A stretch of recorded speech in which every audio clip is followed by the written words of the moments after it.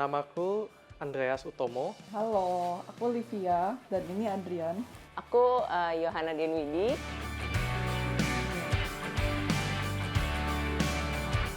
Aku bekerja di ICC sejak 2013.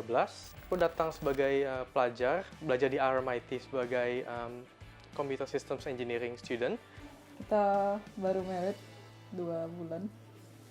Jadi kalau aku profesinya, aku pastry chef. Terus Adrian sebagai graphic designer and photographer. Aku pertama kali ke ICC tahun 2018 pas aku ngambil master di Melu. Aku pertama kali ke ICC Good Friday 2021. Pertama kali ke ICC itu 2019 bulan Juni. Jadi aku sini tuh untuk belajar master. Master of Health and Human Service Management di Deakin University.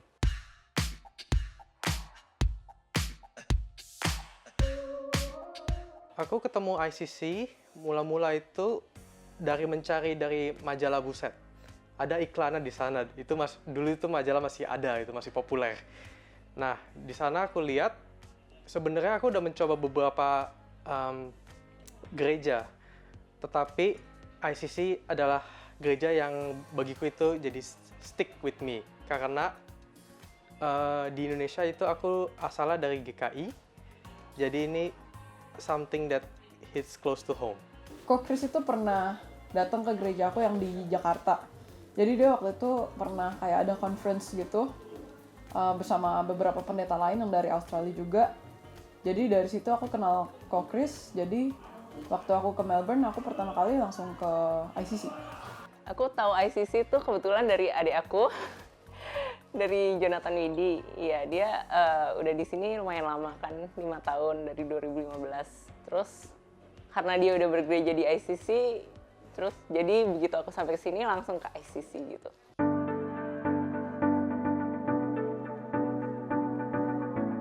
Pertama aku di ICC itu seakan-akan nggak beda jauh dengan gerejaku yang di Indo.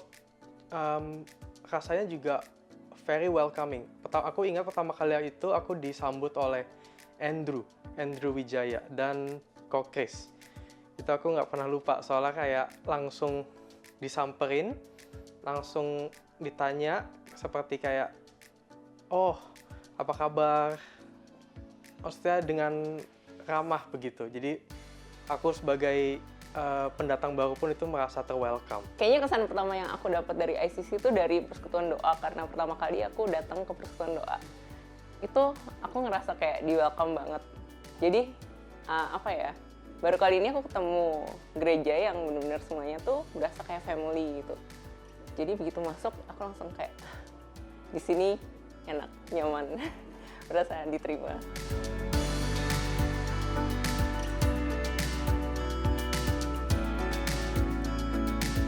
Berasa asing, kayak baru, gak kenal siapa-siapa. Mungkin agak beda ya, soalnya karena Livia udah established di sini, udah temen-temen yang udah di sini, jadi kayak masuk itu kan semua udah pada kenal Livia dan langsung dikenalin sama. Ya, jadi kesannya ya kayak cuman masuk gereja baru aja, cuman nggak setegang kalau mungkin masuk sendiri dan kayak pelongo-pelongo sendiri gitu kan.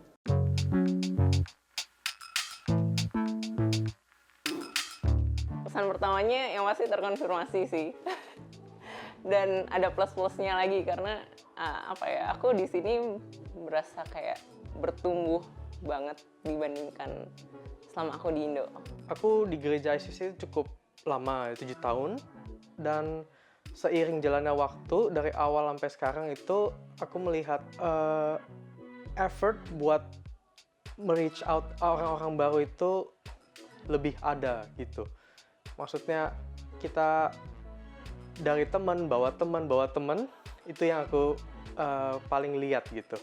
Jadi itu menambah jumlah kita juga. Kalau sampai sekarang berarti dari pertama masuk itu udah jadi aku 2 tahun di ICC, terus aku di Sydney, pindah ke Sydney setahun. Jadi dari awal masuk sampai sekarang aku 3 tahun jaraknya. Cuman karena ini aku jadi setahun di Sydney, terus aku baru balik lagi untuk camp ini, dan begitu balik tuh bener-bener kayak ngerasa aku pulang ke keluarga, ke rumah gitu. Selama 4 hari belakangan ini kalau dari ICC sendiri ya kayak memang anak-anaknya juga kayak pada deket semua, pada erat, udah pada kayak keluarga, dan kayak ada bimbingan-bimbingan dari yang lebih tua dan yang baik gitu. Jadi mereka juga yang masuk ini jadi ada contohnya, jadi bisa lebih bertumbuh juga. Di sini ada bimbingannya gitu, jadi kayaknya kelihatan juga dari semuanya itu. Tapi ya itu baru kesan pertama sih ya.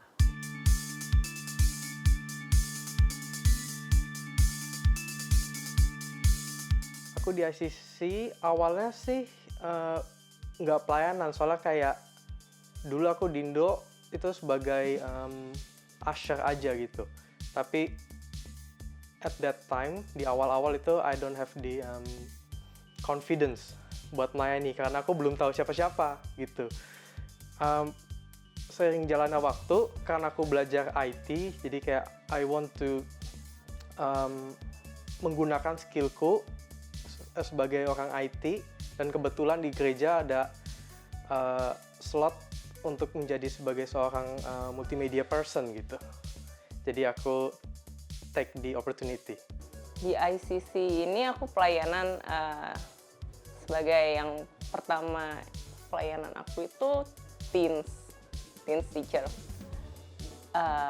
Itu sampai kemarin awal 2021. Terus apalagi ya, ICC artis yang baru, terus 3G leader.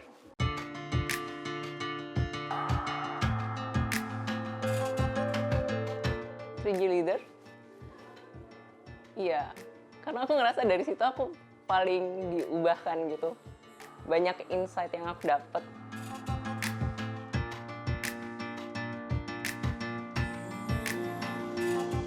Bagiku, ICC itu seperti home away from home.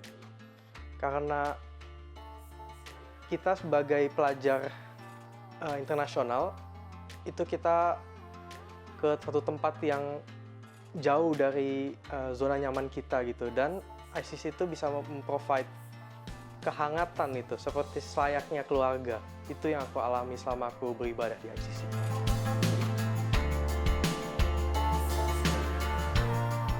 Pendewasaan dalam iman dan dalam hubungan dengan Tuhan, karena kalau misalnya kita cuman dikasih tahu kalau kita harus percaya sama Tuhan, terus bersandar pada Tuhan, kayak cuman diomongin gitu tanpa ada penjelasan konkretnya kenapa kita harus percaya, dan itu cuman sekedar suatu perintah yang mungkin jadi karena nggak ada conviction jadi susah untuk dijalankan. Tapi karena setiap minggunya juga khotbahnya itu sangat elaborative banget gitu, jadi kayak kita banyak hal-hal yang dibukakan dan jadi lebih mengerti, jadi lebih yakin untuk apa kita percaya sama Tuhan Yesus gitu. Jadi yang pertama itu ngajarannya dan community-nya. Ngajarannya itu di sini yang aku berkesan banget, itu benar-benar dalam. Dan dalam tapi spesifik juga gitu. Jadi kayak aku benar-benar dipacu untuk bertumbuh di sini gitu. Terus juga community-nya benar-benar support aku buat growing juga, nggak yang saling menjatuhkan atau yang nggak tulus gitu. Yang aku rasain di sini tuh kalau seorang care sama yang lain tuh benar-benar tulus dan benar-benar mau untuk orang itu untuk bertumbuh.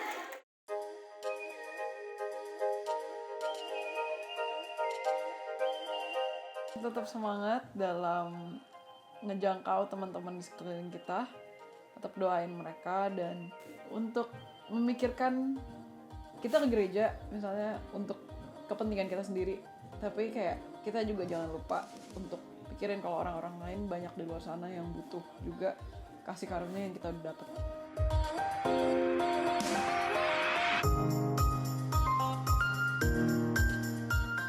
Jangan lengah, jangan ini, tetap mencari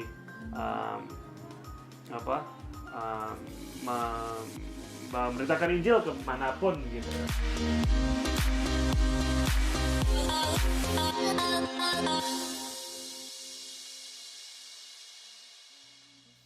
The cross to set us free.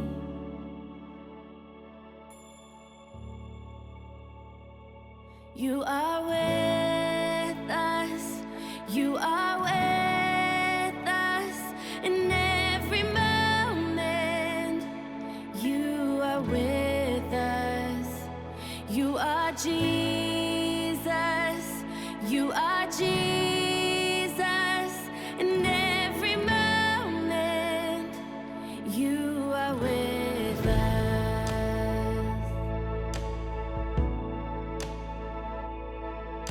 Wrapped in rags, receive the gift of heaven. With the word you bring the dead to life again. You were there from the beginning of creation, with a promise to be with us in the end. You are with us. You are with us in every moment.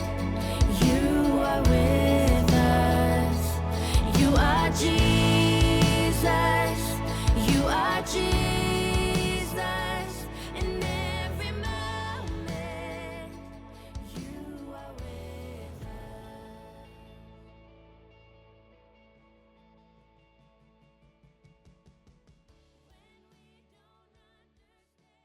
Jemaat sekalian terkasih dalam Tuhan Yesus, kita berada di dalam lockdown 5.0 di Melbourne dan kita sekarang berada di dalam situasi yang sama dengan saudara kita yang ada di Indonesia yang juga sedang berada dalam PPKM. Tapi saudara, mari kita tidak kendor di dalam motivasi, semangat kita untuk memuji Tuhan yang tetap berdaulat dan bertahta, melakukan apapun yang Dia kehendakinya dari surga.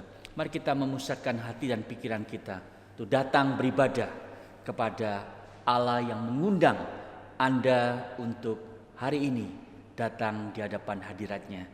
Kebaktian ICC Melbourne ini dibuka di dalam nama Allah Bapa, Allah Putra, dan Allah Roh Kudus. Dengarkanlah panggilan beribadah dari Tuhan Allah kita.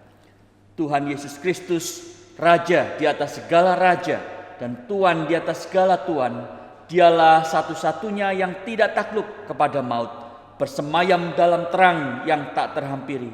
Baginya lah hormat dan kuasa yang kekal. Mari kita pujikan pujian berikut ini kepada Tuhan kita Yesus Kristus, kepada Allah Bapa, Allah Putra, dan Allah Roh Kudus. Praise forever to the King of Kings.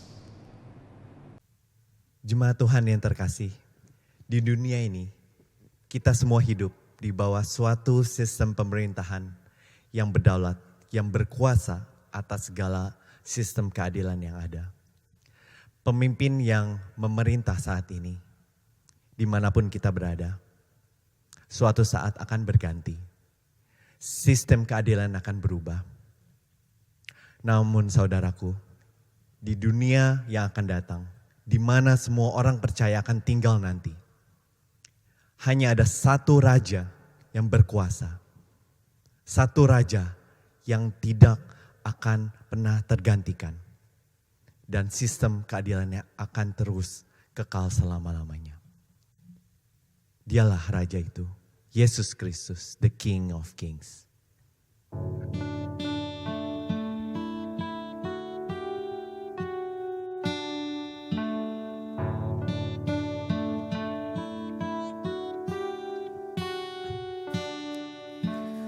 Praise the Father, praise the Son, praise the Spirit, three in one. God of glory, majesty, praise forever to the King.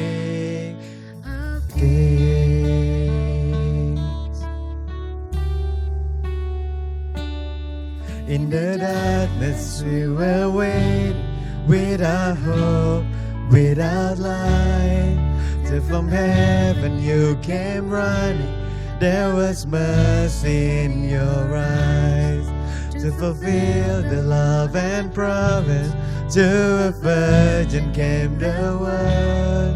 From the throne of endless glory, to a cradle in the dirt. Praise the Father, praise the Son and the Holy Spirit.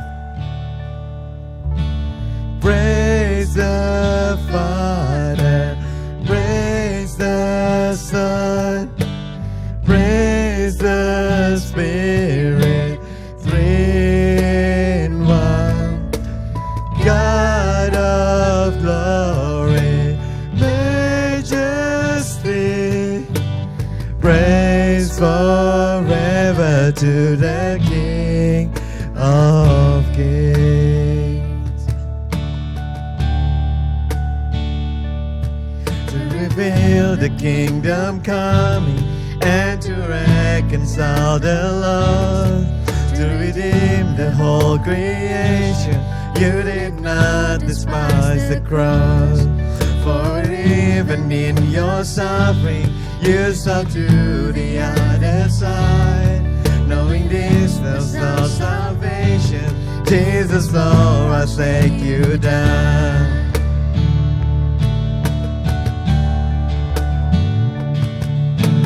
Praise the Father, praise the Son, praise the Spirit, three in one. God of glory, majesty,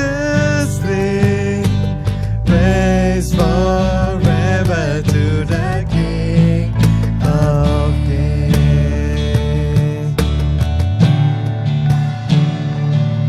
And the morning that you rose, all the heaven held its breath, till the stone that's moved for good, for the Lamb has conquered death.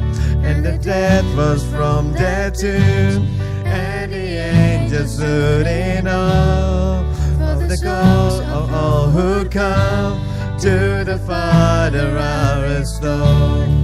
And the curse of Christ is Lord, and the Spirit is the flame. Now the gospel truth of all shall not kneel, shall not faint. For His God and in His name, in His freedom I am free.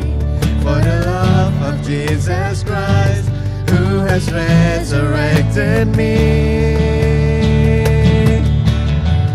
Praise the Father, praise the Father, praise the Son, praise the Spirit, three in one. God of glory, majesty, praise forever to the King of Kings. Praise forever to the King of Kings.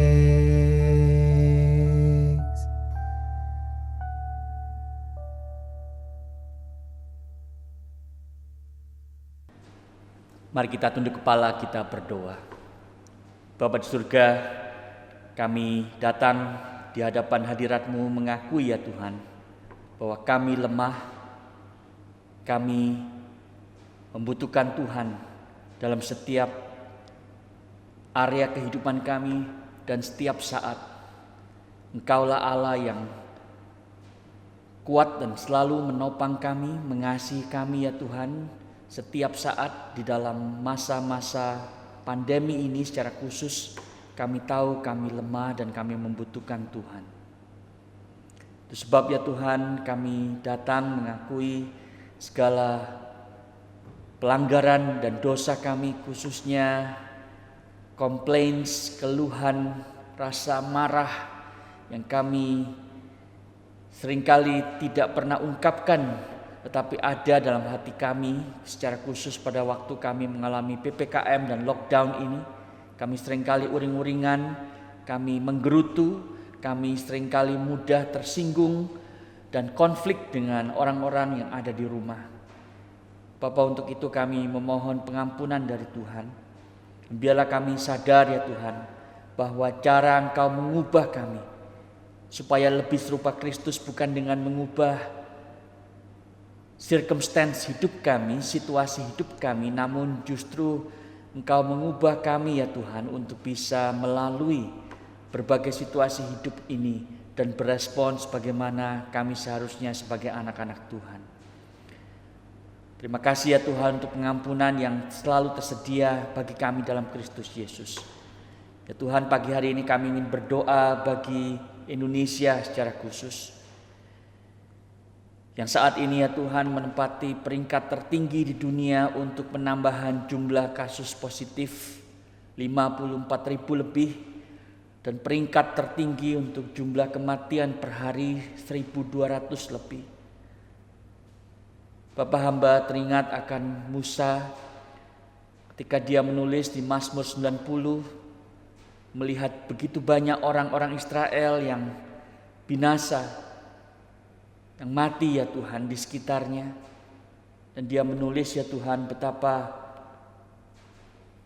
masa hidup manusia itu 70 tahun, jikalau kuat 80 tahun, dan kebanggaannya adalah kesukaran dan penderitaan sebab berlalunya buru-buru.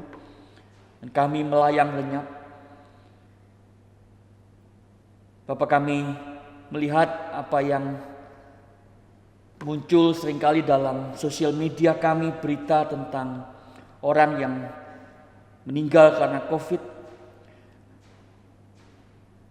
Melihat semua itu ya Tuhan, Musa berdoa, ajarlah kami menghitung hari-hari kami sedemikian sehingga kami beroleh hati yang bijaksana. Kenyangkanlah kami di waktu pagi dengan kasih setiamu, dengan semua itu supaya kami bersorak-sorai dan bersukacita semasa hari-hari kami. Buatlah kami bersukacita seimbang dengan hari-hari Engkau menindas kami, seimbang dengan tahun-tahun kami mengalami celaka. Dan itulah doa kami hari ini ya Tuhan, supaya kami yang Tuhan izinkan untuk tetap menarik nafas, tetap hidup di dalam masa-masa yang sulit ini, supaya kami dengan lebih serius sekarang menghitung hari-hari kami yang Tuhan berikan, tidak menyia-nyiakan hidup kami lagi, tidak hanyut di dalam situasi yang mencoba membawa kami semakin jauh dari Tuhan. Tetapi seperti pemazmur kami boleh berkata, mengapa engkau tertekan hai jiwaku, mengapa engkau gelisah, dan berharaplah kepada Allah, sebab aku bersyukur lagi untuknya, penolongku dan Allahku. Bapak hamba berdoa biarlah damai sejahtera yang dari surga itu, yang tidak bisa direbut dari dunia itu, turun atas semua orang yang membutuhkannya ya Tuhan di Indonesia, secara khusus mereka yang ditinggalkan oleh kekasih mereka, keluarga mereka karena COVID-19 ini. Bapak, kami berdoa untuk bijaksana kepada pemerintah di Indonesia untuk bisa mengatur secara komprehensif ya Tuhan semua kebijakan yang perlu diambil dengan tegas, dengan intensional ya Tuhan, supaya masa-masa gawat ini bisa segera berlalu.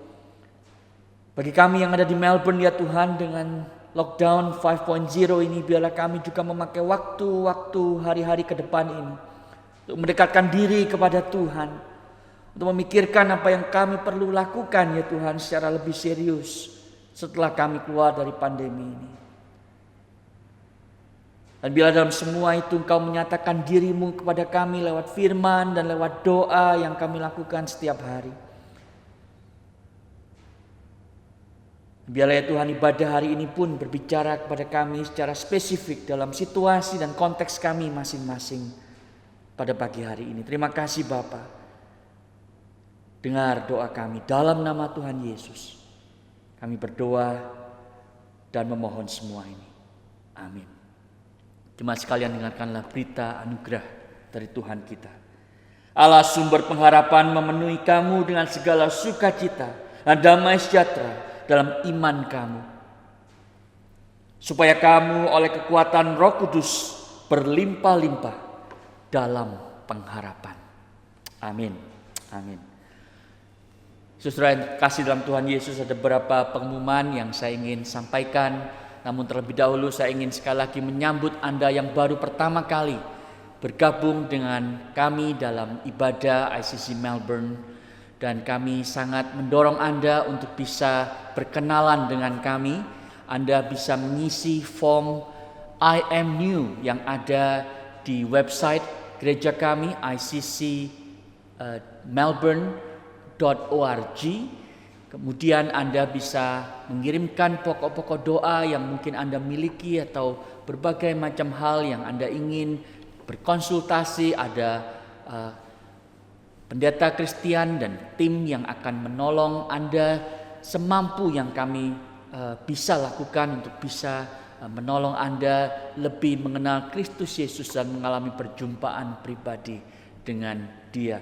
Saya ingin juga mendorong Anda yang sudah lama ibadah di ICC Melbourne untuk bisa ambil bagian melayani orang lain di dalam masa-masa pandemi, masa-masa lockdown PPKM ini. Saudara, setiap kali kita melihat, mendengar ada orang yang sedang in pain, di dalam kesakitan, penderitaan, saudara, mari kita dengan anugerah Tuhan bergerak mendekati orang-orang tersebut dan mendoakan mereka, mendengarkan mereka, menghibur mereka, menguatkan mereka dengan firman Tuhan.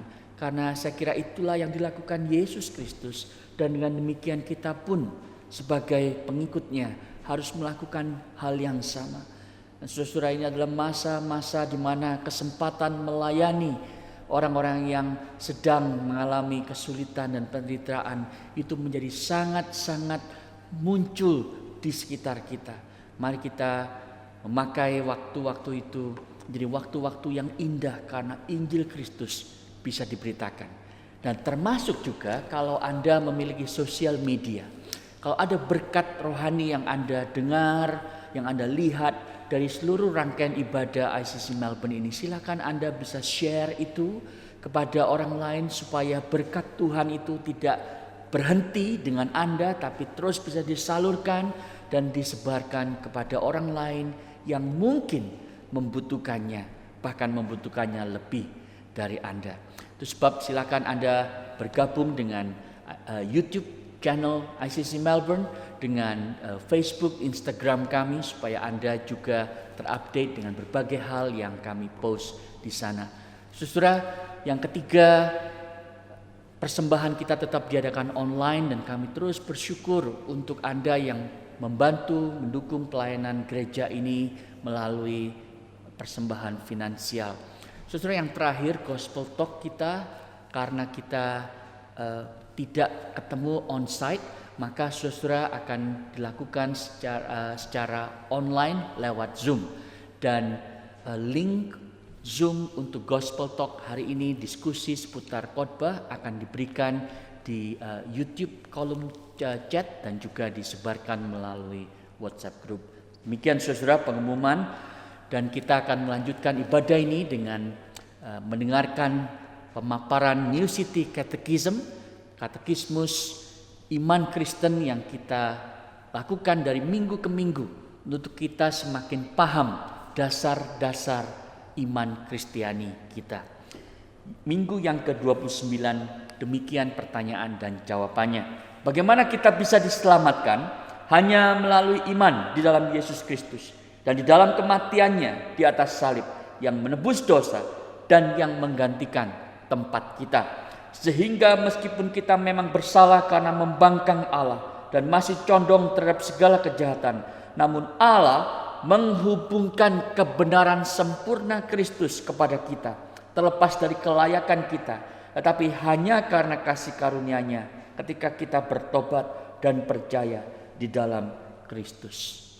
Saudara, pertanyaannya adalah bagaimana Anda dan saya bisa diselamatkan? Dan jawabannya yang saya ingin hari ini garis bawahi adalah di dalam Anak kalimat, meskipun kita masih condong terhadap segala kejahatan, namun Allah menghubungkan kebenaran sempurna Kristus kepada kita. Saudara, maksudnya begini.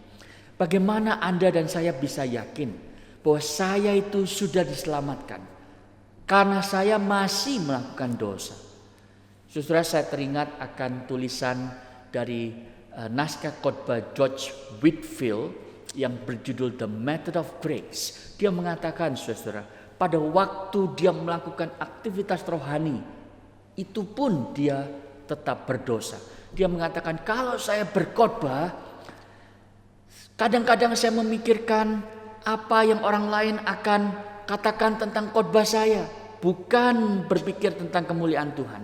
Pada waktu saya berdoa, saya juga berdosa karena seringkali doa saya itu habis untuk kebutuhan saya, kepentingan saya, kemauan saya.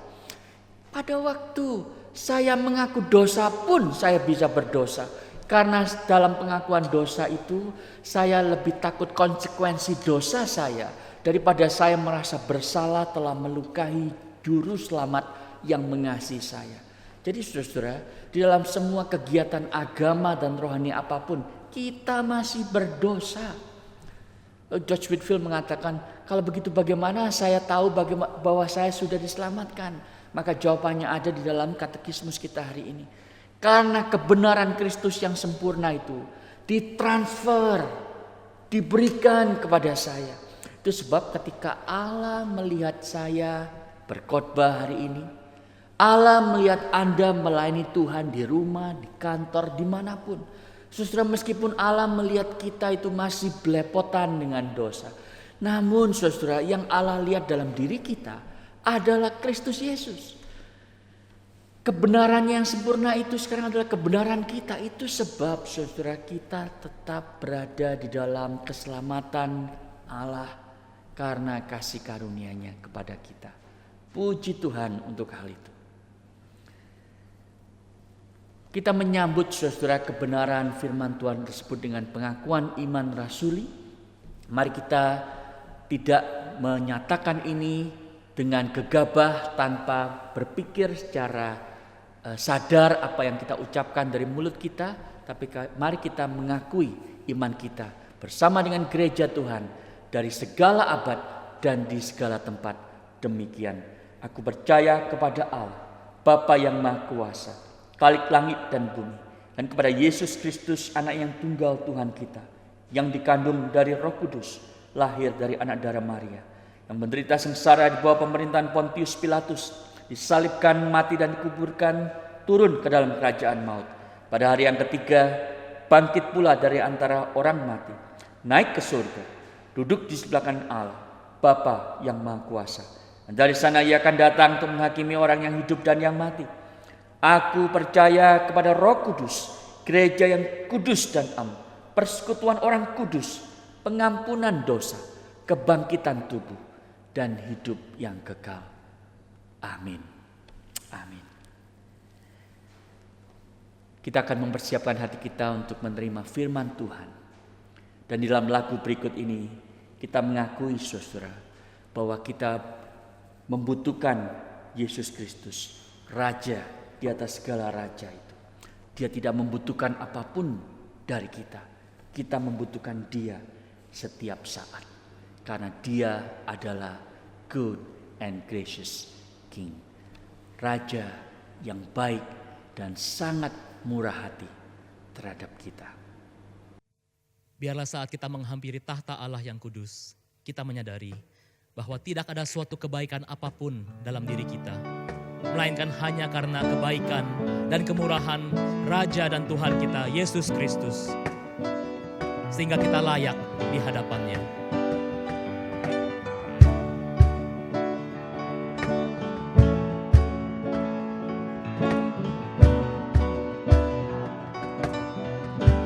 I approach the throne of glory. Nothing in my hands I bring, but the promise of acceptance from a good and gracious King. I will give to you my burden, as you give to me your strength. Come and fill me with your spirit, as I sing to you this praise. You deserve the greater glory. Overcome, I lift my voice to the King in need of nothing. Empty-handed I rejoice. You deserve the greater glory. Overcome with joy I sing. By your love I am accepted. You're a good and gracious King.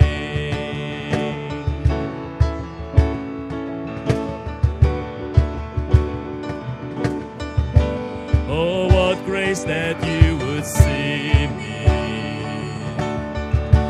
as your child and as your friend, safe, secure in you forever. I pour out my praise again. You deserve the greater glory. Overcome, I lift my voice to the King in need of nothing. Empty-handed I rejoice. You deserve the greater glory. Overcome with joy I sing. By your love I am accepted. You're a good and gracious King.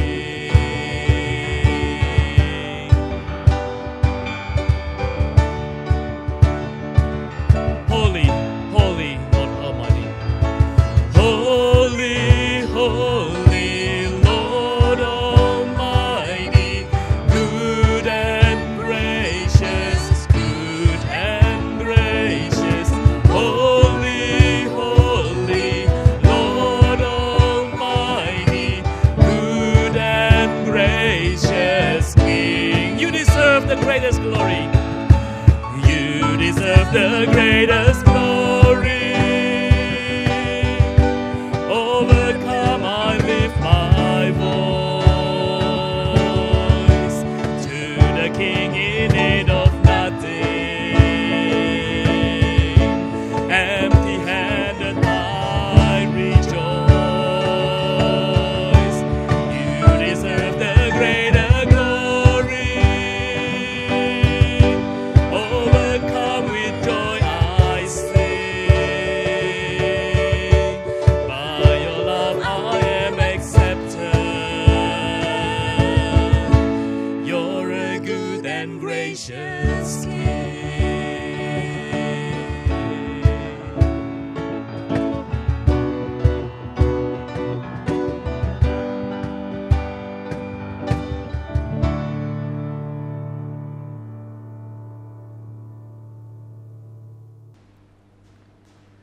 Mari kita tunduk kepala, kita berdoa sebelum kita masuk dalam pemberitaan firman Tuhan.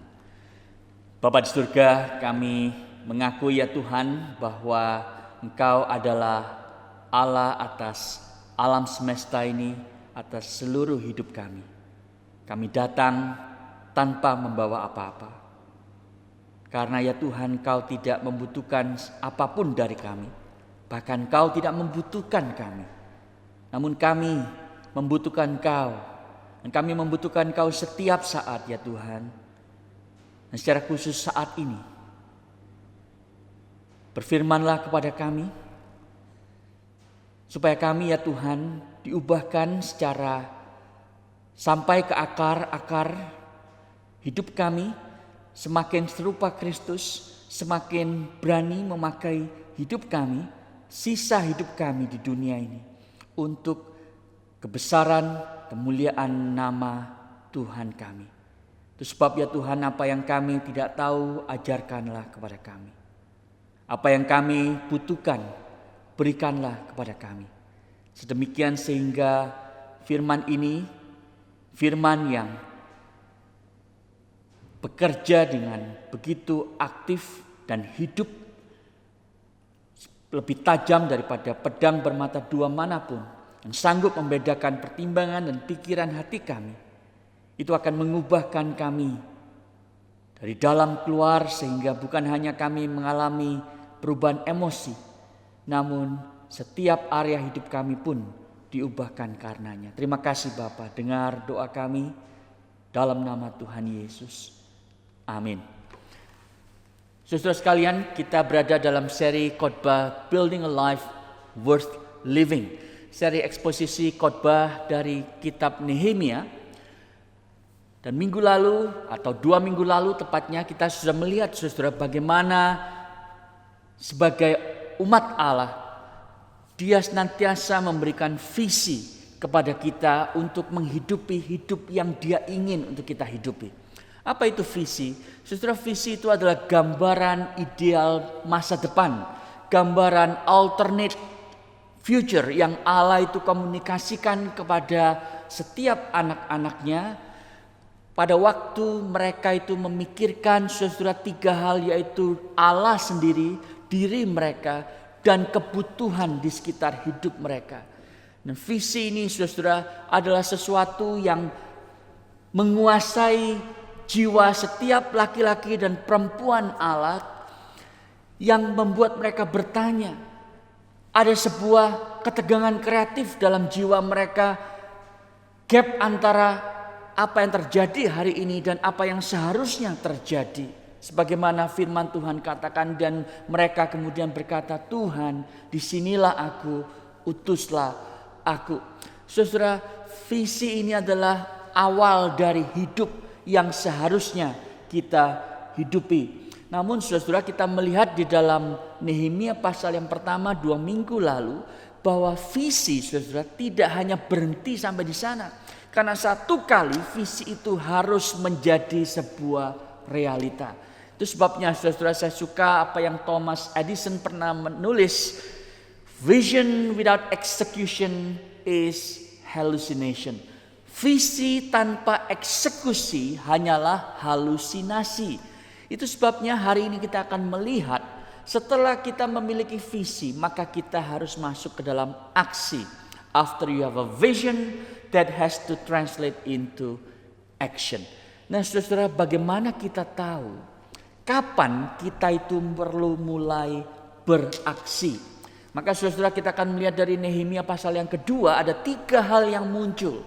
Ada 3 hal yang muncul di dalam diri Nehemia, sehingga dia itu tahu saudara kapan dia harus leap into action. Mari kita melihat saudara Nehemia pasal yang kedua, saya akan bacakan ayat-ayatnya. Poin pertama yaitu a prayerful opportunity. Saudara, Nehemia memiliki kesempatan yang sudah di backup, diwarnai, disupport, didukung oleh doanya. Mari kita membaca saudara pasal 2 ayat yang pertama. Pada bulan Nisan tahun ke-20 pemerintahan Raja Artasasta, ketika menjadi tugasku untuk menyediakan anggur, aku mengangkut anggur dan menyampaikannya kepada raja. Saudara, jadi dari bulan Kislu ke Nisan, seperti Anda sudah dengar 2 minggu lalu, ada 4 bulan saudara. Ketika Nehemia itu mendengar berita tembok Yerusalem itu tidak dibangun, dia itu berdoa saudara. Dan dia berdoa selama 4 bulan lamanya. Dan dia menunggu dalam doanya saudara, kapan Tuhan kesempatan itu engkau akan berikan kepadaku. Dan saudara, 1 hari setelah 4 bulan menunggu dengan doa dan tangisan air mata melihat kondisi Yerusalem yang terbengkalai itu, tiba-tiba saudara kesempatan itu muncul di dalam sebuah pesta. Nehemia pasal 2 itu diawali dengan sebuah scene, sebuah pesta di mana raja dan ada ratunya, nanti kita lihat duduk di sebelahnya sedang mengadakan pesta, dan itu sebuah hal yang sering kali dilakukan oleh raja-raja Persia, mengadakan jamuan makan malam. Dan saudara, ketika itu Nehemia menyediakan anggur karena itu adalah tugasnya sebelum raja minum anggur, minum wine, saudara, dia harus mencicipi to make sure tidak ada yang akan meracuni raja. Kemudian kita membaca, saudara, pasal ayat yang kedua 1b dan 2, karena aku kelihatan sedih yang memang belum pernah terjadi di hadapan raja, bertanyalah ia kepadaku, mengapa mukamu muram? Walaupun kau tidak sakit, engkau tentu sedih hati. Lalu aku menjadi sangat takut. Saudara, sampai detik itu Nehemia belum pernah menunjukkan wajah sedih. Saudara tahu kenapa? Karena di dalam budaya monarki timur kuno, bahkan mungkin sampai hari ini, saudara, kalau Anda berada di depan seorang pembesar lalu muka Anda itu sedih, so, itu sesuatu yang sangat menghina pembesar tersebut. Dan di dalam monarki timur pada waktu itu, kalau raja sampai melihat, saudara, salah seorang budaknya, karena Nehemia ini sebetulnya tidak lain dan tidak lebih hanyalah seorang budak yang memiliki posisi yang tinggi, a high ranking slave. Tidak lebih dari itu, saudara. Dan raja itu bisa saja memutuskan, kenapa engkau sedih dan kau betapa beraninya untuk bermuka sedih di depanku. Seharusnya kalau aku hadir semua orang bersuka cita. Dan dia bisa saja, saudara, menjatuhi hukuman mati kepada Nehemia. Namun saudara lihat, Allah itu mulai bekerja di sana. Sehingga pada waktu raja itu melihat Nehemia mukanya sedih, ya, dan itu bukan dibuat-buat oleh Nehemia, tetapi tentunya sesuatu yang real dan natural, saudara. Raja itu bukannya menghukum Nehemia, tapi malah concern. Dia tanya, kenapa Nehemia mukamu itu kok muram? Dan saudara, pada waktu ditanya seperti itu, Nehemia berkata, aku itu takut. Karena saudara, dia berpikir in a split second, mungkin ini waktunya. Mungkin ini saatnya aku harus ngomong kepada raja setelah 4 bulan berdoa menunggu. Lalu kita membaca di ayat yang ketiga. Jawabku kepada raja, hiduplah raja untuk selamanya. Bagaimana mukaku tidak akan muram kalau kota tempat kuburan nenek moyangku telah menjadi reruntuhan dan pintu-pintu gerbangnya habis dimakan api. Lalu kata raja kepadaku, jadi apa yang kau inginkan? Maka aku berdoa kepada Allah semesta langit. Saudara, ayat klausa yang terakhir di ayat 4 itu, maka aku berdoa kepada Allah semesta langit, adalah doa singkat, emergency prayer. Dalam bahasa Inggris sering disebut sebagai arrow prayer atau bullet prayer, yang sangat terkenal, saudara, dari kitab Nehemia. Dan dia akan kita baca nanti di minggu-minggu yang akan datang, menaikkan doa-doa darurat seperti itu berkali-kali. Saudara, ini satu hal yang luar biasa. Orang Kristen, saudara, sering berdoa darurat. Tapi bedanya dengan Nehemia, doa darurat ini sudah di backup dengan doa berbulan-bulan, saudara. Artinya dia itu dalam situasi hidup apapun, dia tidak pernah berhenti dari persekutuannya dengan Allah. Selalu ada open communication, open channel dengan Allah, saudara. Bedanya kita berdoa cuma kalau lagi dalam kondisi darurat. Kita itu berdoa kalau hanya dalam posisi kepepet, saudara. Itu sebabnya kita itu perlu digencet oleh Tuhan. Nehemia enggak. Dia itu berdoa darurat, tapi sudah di backup dengan doa selama berbulan-bulan. Dan dia langsung berdoa, aduh Tuhan, apa yang harus aku katakan? Pada waktu raja bertanya, Nehemia, what do you want? Oh, ini kesempatan yang luar biasa, saudara. Karena raja itu bertanya, oke, apa sih yang kamu inginkan? Dia harus segera menjawab itu. Dan dia yang luar biasa, saudara, tahu jawabannya.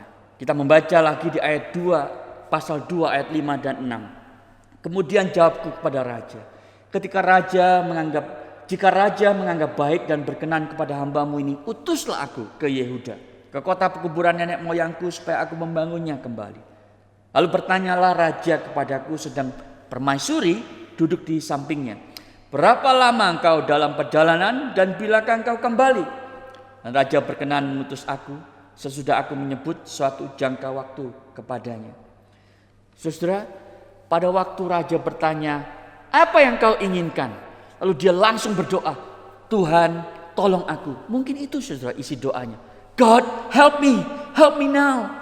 Lalu dia bilang dengan hormat, dengan jelas, dengan sungguh-sungguh. Itu sebabnya dia tidak asal dengan kurang ajar berkata, Raja aku mau tinggal. Enggak, dia bilang terlebih dahulu, hiduplah raja selama-lamanya. Lalu dia bilang, jika raja anggap baik.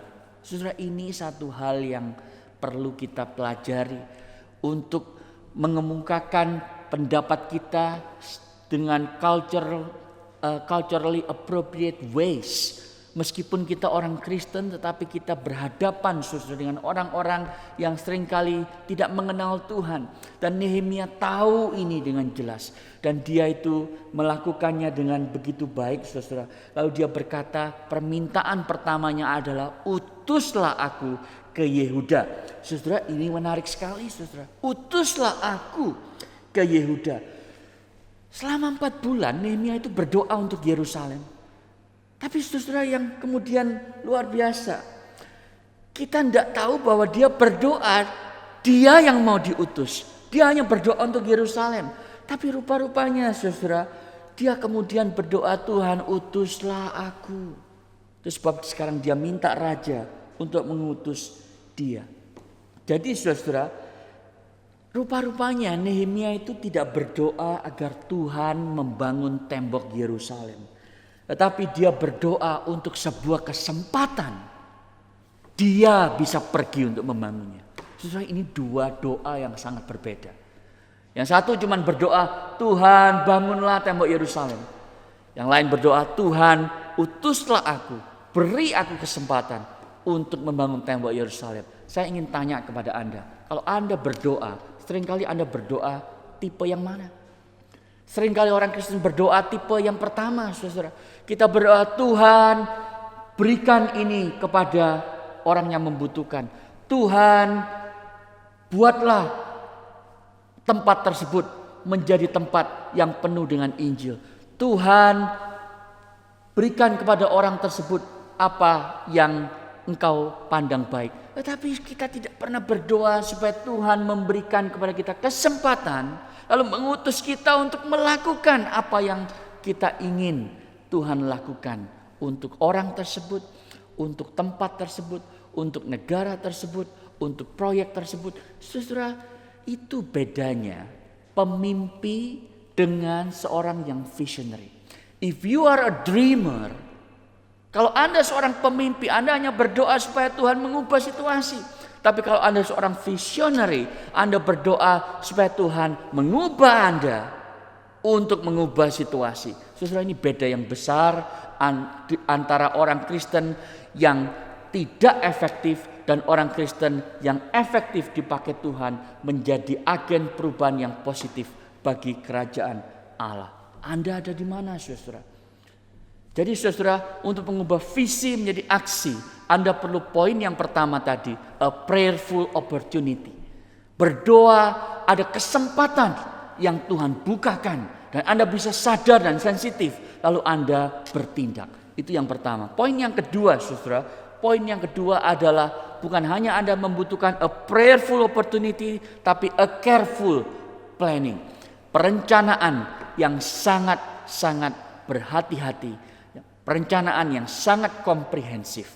Kita membaca saudara di ayat yang ke-7 dan 8. Berkatalah aku kepada raja, jika raja menganggap baik, berikanlah aku surat-surat bagi bupati-bupati di daerah seberang sungai Efrat supaya mereka memperbolehkan aku lalu sampai aku tiba di Yehuda.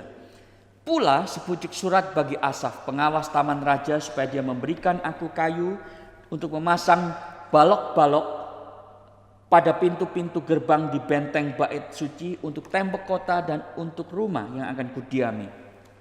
Dan raja mengabulkan permintaanku itu. Karena tangan Allahku yang murah melindungi aku. Saudara, dari ayat yang ke-7 secara khusus kita bisa melihat bahwa Nehemia bukan hanya berdoa tapi juga berencana. Dan perencanaannya itu sangat detail, saudara. Dia tahu persis apa yang dia minta. Dia meminta 3 hal. Yang pertama, dia meminta kepada raja, utuslah aku, bukan orang lain, utuslah aku. Yang kedua, dia minta, berikan aku surat untuk para bupati-bupati itu supaya aku boleh lewat tanpa kesulitan apapun. Ya, nggak dipajekin, saudara, nggak di razia, nggak di stop gitu ya. Berikan aku surat kuasa. Yang ketiga, saudara, dia itu minta berbagai macam materi dari pengawas taman raja yang bernama Asaf. Jadi dia sudah research dan dia tahu persis nama pengawas taman raja itu yang namanya Asaf. Dan rupa-rupanya dia itu orang Bandung, saudara. Itu sebab namanya Asep gitu ya. Kalau di Bandung dikenal dengan nama tersebut.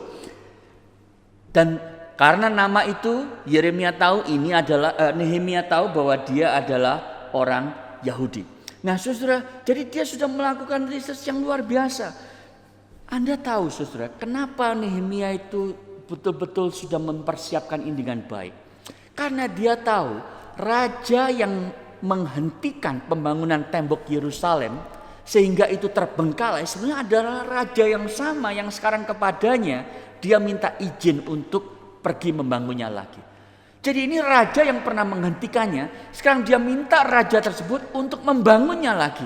Itu sebab, saudara, Nehemia tahu kalau raja ini memperkenan semua hal itu karena ada tangan Allah yang melindungi aku. Ada tangan Allah yang murah yang melindungi aku. Saudara, ini satu hal yang luar biasa karena kita membaca kemudian bukan hanya sampai di sana. Tetapi raja bukan hanya memberikan surat-surat itu. Dia malah memberikan Nehemia military escort. Dia bilang, oke, berangkatlah dengan tentaraku. Supaya kamu aman Nehemia selama perjalanan dan sampai di Yerusalem. Saudara, ini luar biasa. Raja memberikan ekstra. Sesuatu yang tidak diminta oleh Nehemia. Untuk menunjukkan bahwa dia itu sungguh-sungguh berangkat atas nama raja. Dan orang-orang yang berani menghalanginya akan berhadapan dengan raja sendiri. Dan Nehemia hanya berkata, tangan Allah yang murah itu melindungi aku. Saudara, persislah apa yang dikatakan oleh pengamsal di Amsal 21 ayat 1. Hati raja itu seperti batang air di tangan Allah. Dia itu mengalirkannya kemana Allah menginginkannya. Presiden, perdana menteri, penguasa-penguasa politik, perusahaan, apapun itu, saudara, Allah lah yang mengangkat mereka dan menurunkan mereka. Allah yang menggerakkan keputusan-keputusan penting dan strategis yang mereka ambil. Saudara, kalau Anda ingin ada perubahan di dunia ini lewat keputusan-keputusan pemimpin-pemimpin besar itu, berdoalah, saudara, berdoalah supaya Allah yang menggerakkan hati para pemimpin kita mengambil keputusan yang benar untuk kepentingan orang banyak. Dan kemudian kita membaca di ayat yang ke-9, saudara, tadi yang kita baca, maka mereka mulai berangkat ke sana. Maka datanglah aku kepada bupati-bupati di daerah seberang sungai Efrat dan menyerahkan kepada mereka surat-surat raja. Dan raja menyuruh panglima-panglima perang dan orang-orang berkuda menyertai aku. Saudara, ayatnya begitu pendek. Maka datanglah aku kepada bupati di seberang sungai Efrat. Tapi sudah tahu itu jaraknya 1.600 km. Bukan naik Qantas atau Garuda, saudara, tetapi naik onta, naik kuda, jalan kaki 1.600 km. Saudara, Melbourne dan Brisbane itu jaraknya sekitar 1.375, hampir sama, saudara. Bayangin kalau saudara itu harus naik kuda ke Brisbane atau jalan kaki. Tapi itu yang dia lakukan dan sepertinya jarak yang begitu jauh itu terasa pendek kalau dia itu terbakar dengan sebuah visi dan ingin merealisasikannya. Di ayat 10 saudara kita membaca seperti ini. Ketika Sanballat orang Horon dan Tobia orang Amon pelayan itu mendengar hal itu, mereka sangat kesal. Karena ada orang yang datang mengusahakan kesejahteraan orang Israel. Saudara, Sanballat ini adalah gubernur Samaria di zaman Nehemia. Dan Tobia kemungkinan besar adalah gubernur di daerah Amon. Jadi saudara, ini adalah bupati-bupati atau gubernur saudara yang menguasai daerah-daerah lokal di daerah sana. Dan mereka itu adalah orang-orang yang tidak kenal Allah. Dan mereka akan nantinya kita membaca terus berusaha untuk menghentikan pembangunan tembok Yerusalem. Tapi saudara, Nehemia tidak peduli dengan itu. Kita membaca lagi di ayat 11 dan 12. Maka tibalah aku di Yerusalem sesudah 3 hari aku di sana. Bangunlah aku pada malam hari bersama-sama beberapa orang saja yang menyertai aku. Aku tidak beritahukan kepada siapapun rencana yang akan kulakukan untuk Yerusalem yang diberikan Allahku dalam hatiku. Juga tak ada lain binatang kecuali yang kutunggangi. Ayat yang ke-16 kita lompat. Para penguasa tidak tahu kemana aku telah pergi dan apa yang telah kulakukan. Karena sampai kini aku belum memberitahukan apa-apa kepada orang-orang Yahudi. Baik kepada para imam maupun kepada para pemuka, kepada para penguasa dan para petugas lainnya. Saudara, ini bagian dari perencanaan Nehemia. Jadi begitu dia sampai di Yerusalem, setelah 1600 km dia istirahat 3 hari. Begitu kondisinya pulih saudara, dia melakukan inspeksi dan dia melakukannya malam-malam, cuman dengan beberapa orang, cuma naik 1 kuda saudara, tidak terlalu ribut. Supaya apa?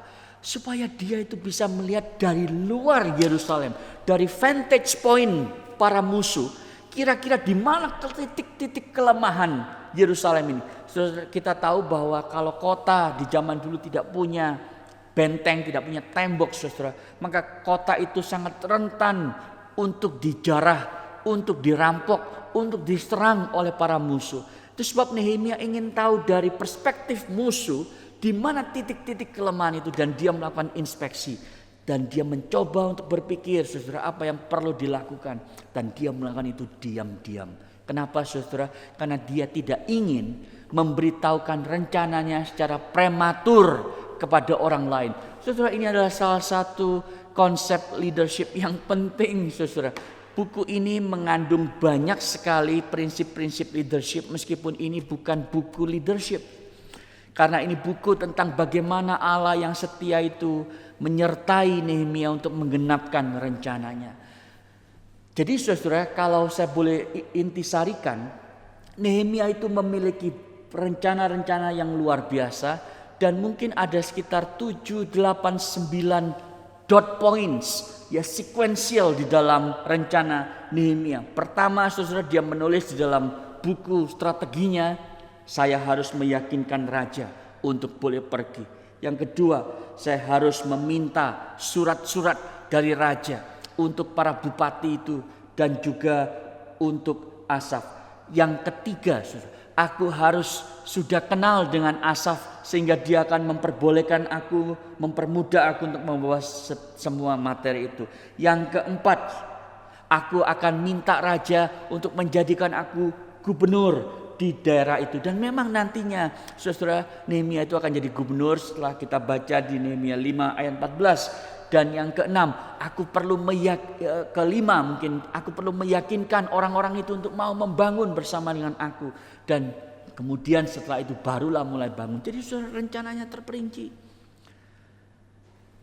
Kalau Anda ingin jadi orang yang dipakai Tuhan, bukan hanya Anda harus terus berdoa serius untuk kesempatan dari Allah, tapi Anda harus punya rencana-rencana yang strategis, yang matang saudara.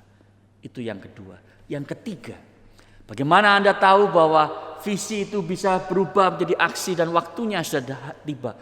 Kalau Anda yang ketiga memiliki grace-filled motivation. Saudara, bagaimana Anda bisa memotivasi orang lain dengan kasih karunia Allah. Karena visi yang dari Allah, yang diberikan kepada setiap anak-anaknya, tidak pernah bisa akan digenapi oleh hanya satu orang. Saudara, kalimat itu saya kira kalimat yang penting karena sejarah membuktikan, saudara, setiap pekerjaan besar yang Tuhan percayakan kepada anaknya untuk dilakukan tidak pernah bisa digenapi hanya oleh satu orang. Itu sebab, saudara, kalau Anda memiliki panggilan Allah, visi Allah, Anda harus mampu untuk melakukan vision casting. Anda harus mampu untuk memotivasi orang lain. Dan lihat, saudara, apa yang Nehemia lakukan. Kita melihat membaca di ayat 17. Berkatalah aku kepada mereka, kamu lihat kemalangan yang kita alami. yakni Yerusalem telah menjadi reruntuhan dan pintu-pintu gerbangnya telah terbakar. Mari kita bangun kembali tembok Yerusalem supaya kita tidak lagi dicela.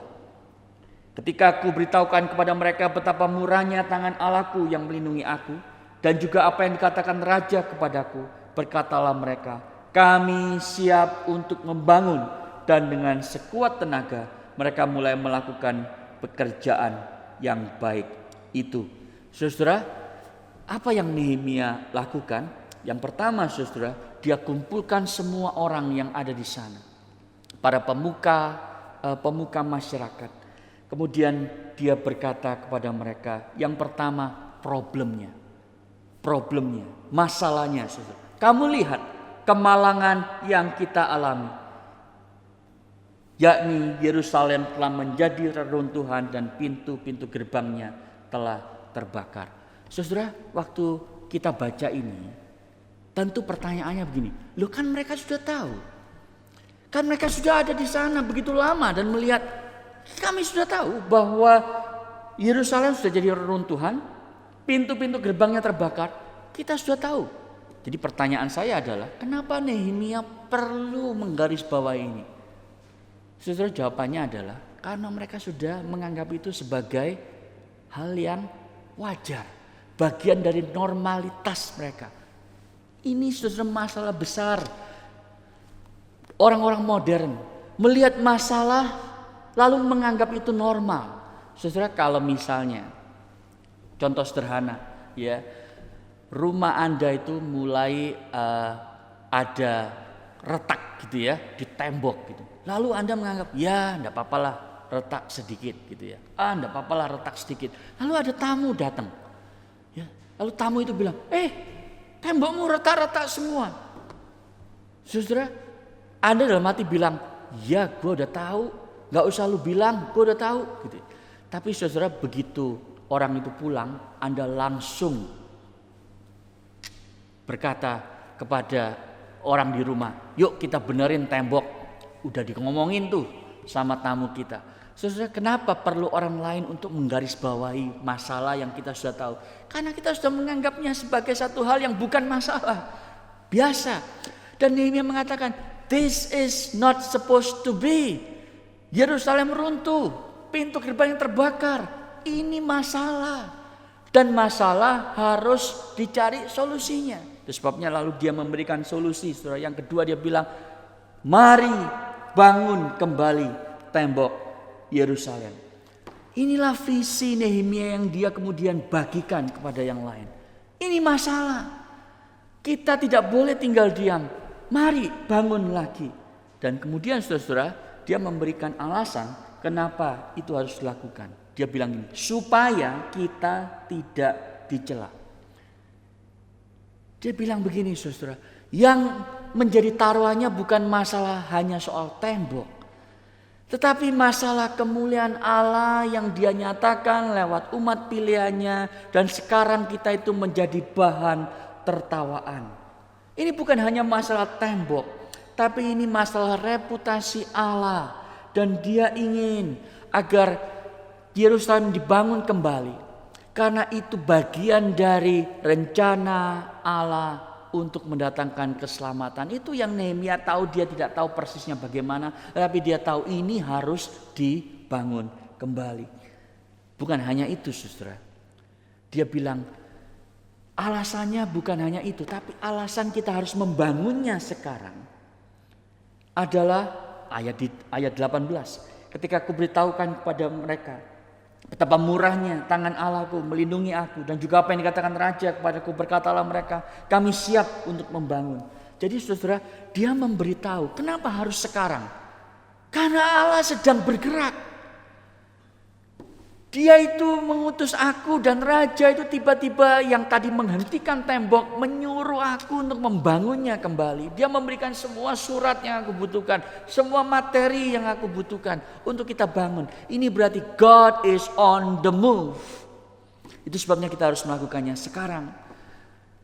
Saudara, ini yang seringkali hilang saudara di dalam semua upaya anak-anak Tuhan untuk mengerjakan sesuatu yang besar bagi Tuhan. Kita tidak memiliki sensitivitas. God is on the move. Dan kalau Allah sedang bergerak, saudara, jangan sampai Anda itu kedapatan duduk tidak melakukan apa-apa.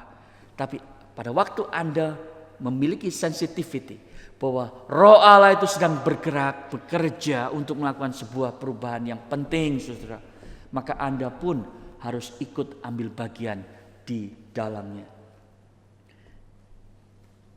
Jadi saudara, ketika Nehemia itu memotivasi mereka, maka yang terjadi adalah ada reaksi.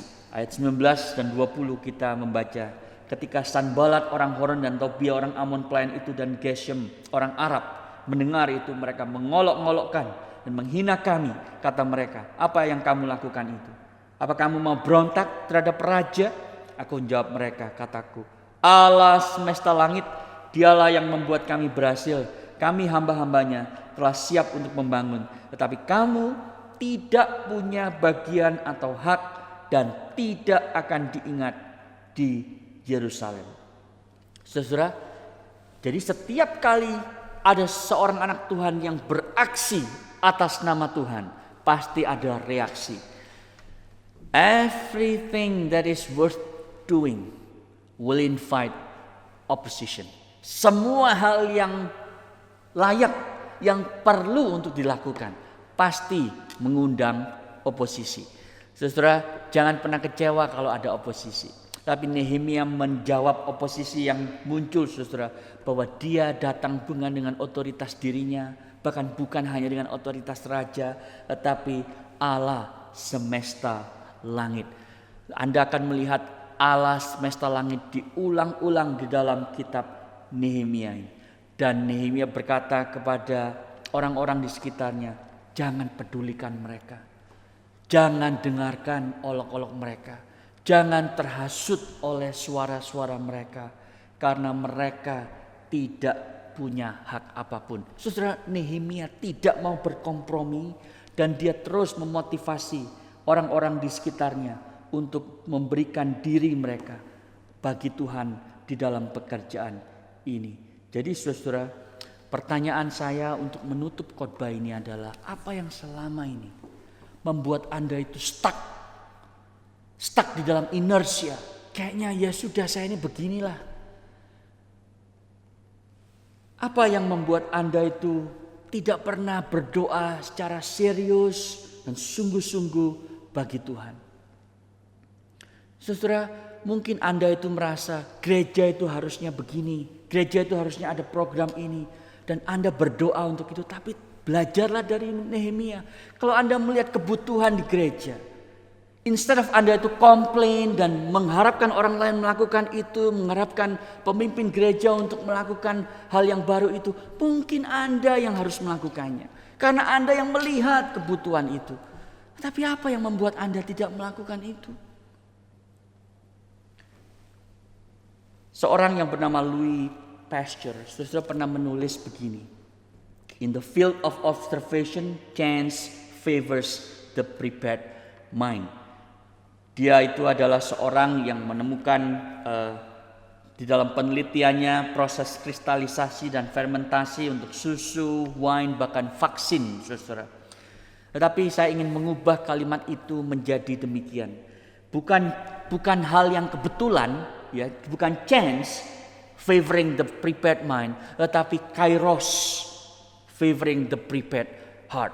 Kairos favoring the prepared heart. Saudara, Kairos itu adalah momen Allah menyatakan dirinya secara khusus pada kita. Melalui pengalaman hidup yang kita lewati, yang berpotensi menjadi sebuah momen yang transformatif dalam hidup kita. Tetapi saudara, kita tidak akan sadar kalau hati kita nggak siap. Kairos favors the prepared heart. Kalau Anda itu sudah berdoa, Anda bertanya, Tuhan, utuslah aku bukan orang lain untuk melakukan perubahan. Maka ketika Allah itu membuka sebuah kesempatan, Anda sadar, ini saatnya. Ini saatnya.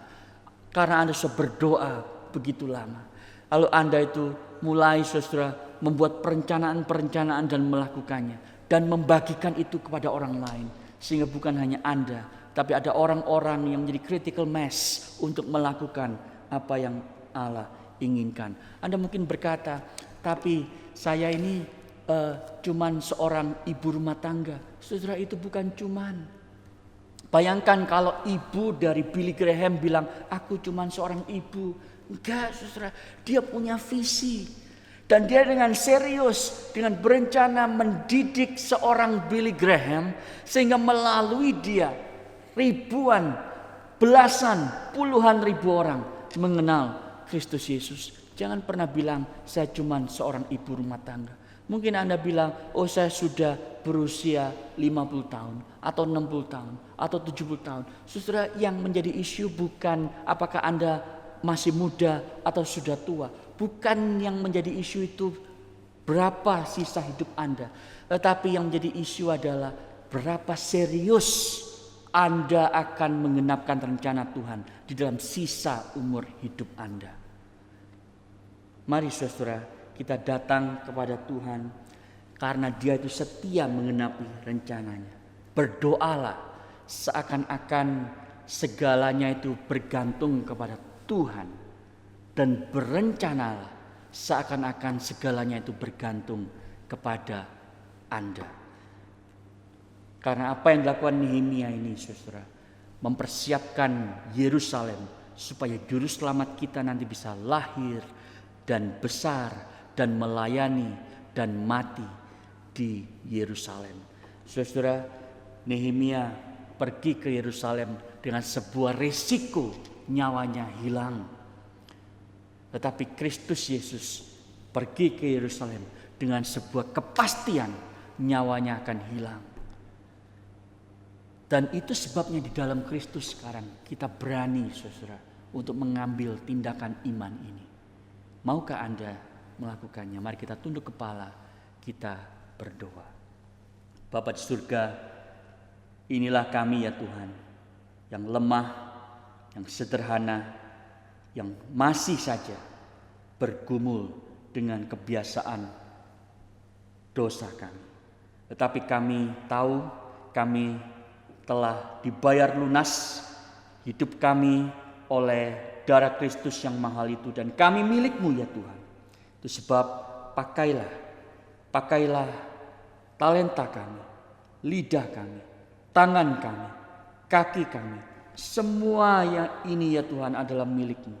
Sehingga sisa hidup kami ini, berapa panjang atau pendek, kami mau serahkan sekali lagi di mezbah Tuhan untuk dipakai menjadi instrumen yang efektif di tangan juru selamat kami itu. Terima kasih Bapa. Dengar doa kami. Kalau sebentar kami akan meninggalkan tempat ini, kami memohon berkat dari-Mu. Karena itu saudaraku yang kekasih, berdirilah teguh dan jangan goyah, dan giatlah selalu dalam pekerjaan Tuhan. Sebab kamu tahu bahwa dalam persekutuan dengan Tuhan jeripayamu tidak sia-sia. Kasih karunia Allah Bapa, Allah Putra dan Allah Roh Kudus beserta dengan engkau di saat lockdown, selama pandemi, dan sampai selama-lamanya. Amin. Amin. Selamat hari Minggu, Tuhan memberkati. Thou hast